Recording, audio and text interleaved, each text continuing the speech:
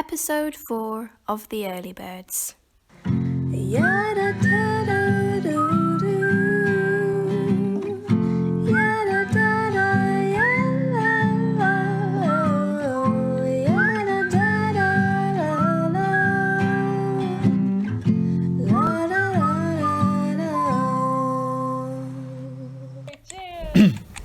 Harry. Nice and busy here tonight, I see. The guys were only saying yesterday how long it's been since we last saw Mr. Queen. How are you? You better not have gone teetotal on us. We can't afford to lose one of our best customers. Yeah, no danger of that. I'm just getting to bed earlier, that's all. You? Getting to bed early? Ha ha! Good one. What'll it be? The usual? If you can remember what the usual is, then yes. Of course I can. A double shot of Jack Daniels on the rocks. You know me too well. Edith. Hon, Edith? do you mind taking this order? I've got tables to serve. Harry, what are you doing here? Well, this is a pub, so I would have thought it would be obvious. But what are you doing working behind the bar? I thought Cissy said you're a solicitor. I am. Okay. So, why are you working here then? I don't see how that's any of your business. Wow. Tetchy. I'm not being tetchy. I just value my privacy. What was it you wanted again? Jack Daniels. So, what time do you finish tonight? Why? I'm just trying to make conversation. Fine. My shift ends at midnight, the same time the bar closes. Wow, long shift. So, how often do you work here? Every weekday. Why are you so interested? I'm just intrigued to know why a solicitor would need to work shifts at a pub. I thought you lot were supposed to be rolling in your gullible clients' well-earned money. And I suppose that's meant to be funny. Hey, lighten up. It's just a joke. Everyone jokes about solicitors or accountants, one or the other. So, as long as you can have a laugh, it's okay. Is that it? That's not what I meant. Here's your drink. Good evening, sir. What can I get you? 2 pints of lager and a packet of crisps. Seriously though, when do you find time to sleep? Harry, I'm serving a customer. Early birds meeting starts at 6 and you leave here at midnight, so you must only get about 5 hours sleep. How on earth do you keep going on 5 hours sleep? Excuse us for a second, sir. I just need to talk to Harry here. OK, don't take too long about it, though. The missus is waiting. It'll only take a moment. Harry, come with me.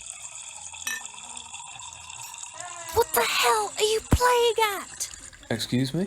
Are you trying to get us both caught? You can't just casually talk about the early birds in public spaces like this. Technically the bakery is a public space too, so You know full well why it's so important that the early birds stay a secret. You're lucky that no one at the bar tonight are locals, or you could have got us into both big trouble. Okay, so I slipped up. Big deal, I mean... So what, if you get a little fine from the council, I'll pay it, if you like. The whole thing's just a joke to you, isn't it? Do you take anything seriously? Not if I can help it. You know something? I don't like people like you. People like me. I didn't realise I belonged to a type. The type that thinks they can glide through life without once thinking about the consequences to others. The type that sees life as one big amusement park and nothing more. The type that makes fun of the rest of us for having a sense of responsibility. You don't care about anything but yourself. Wow. Good speech. Top marks for passion. But I'm afraid you weren't great on accuracy. I don't think you researched your subject very well. That's ironic coming from you. Meaning what? You don't know the first thing about me, and yet here you are, embarrassing me in front of customers by going on and on about how silly it is that a solicitor needs 2 How jobs. was I embarrassing you? I was curious, that's all. Making jokes about me being a solicitor? Wow, yeah. I wonder how on earth I could find that embarrassing. You really can't take a joke, can you? I'm not proud of it, okay? I'm not proud of the fact that I have to work behind a bar and count my tips after graduating from Oxford University with a first-class degree. All my friends have sailed straight into high-flying careers and I'm stuck.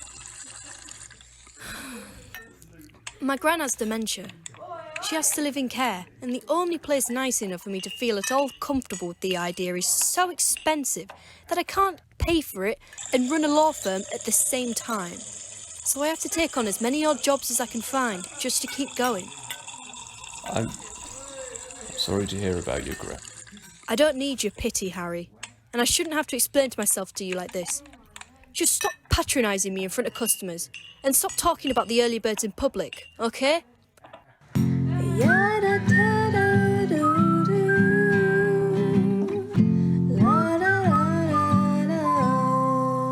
Oh, Harry, you're just in time. We're all about to go and take a look at that patch of land where our display will be, so we can decide where everything will go. He doesn't have to come, though, does he? Oh, nonsense, of course he does. You lot go on ahead. I'm going out the back way to try and give my carer the slip. Oh, come off it, Jasper. You know that never works. He knows all your tricks by now. Let's just tell him on the way out that I'll drop you back home in an hour. Oh, but it's less fun that way. You should see his face when I return home after vanishing for a while. Priceless. Oh, stop acting like a child and let's get going. If we leave it much later, someone might see us looking over the land and get suspicious. Michael? Michael! Huh? Oh, wake up! What did I miss? Everything. Now pick up your coat and follow us. I'll catch you up. But you don't know where it is. True, but I do know I need a coffee. I'll stay behind and show him the way. Oh, you will? Yep, why not? Because you never offer to do anything useful. Oh, Jasper. What? It's true. We really should be going. I'll wait outside for you, Harry. Oh, okay. Sure. So you want a take-out cappuccino? Please. The Greenbelt isn't far off. It's alongside the housing estate. Uh-huh. Edith told me about your disagreement. She did? I'm not always asleep, you know. I do occasionally have conversations with people. I'm sure. So, what did she say about me? That I was rude, presumptuous, unfeeling? Actually, no. She was more concerned about her own behaviour. Huh? You're surprised. I can understand that. She comes across pretty sure of herself. I'll say. Here you go. Thanks.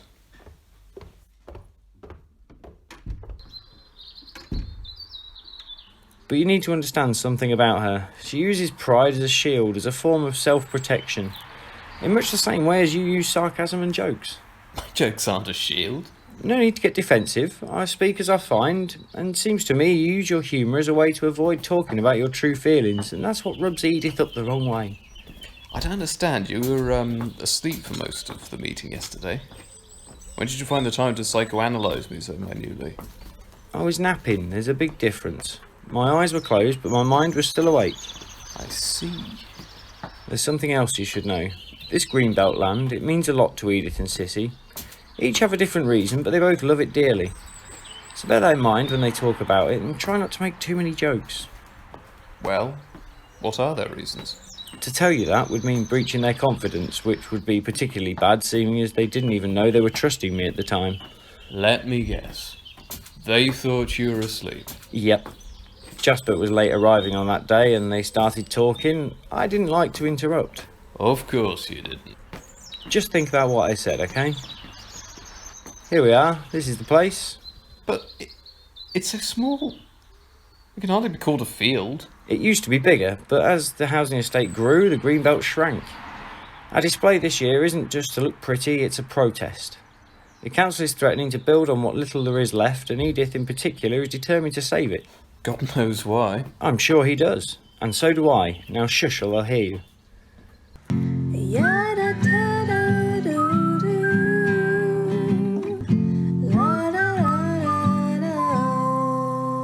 Hey, Bete. Sorry, Harry, I can't talk now. I have a meeting to get to and I'm already late.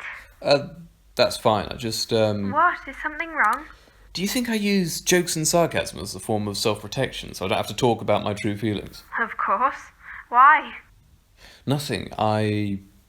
No, nothing. Okay, well, gotta dash. Talk to you later. Bye, sis. Bye.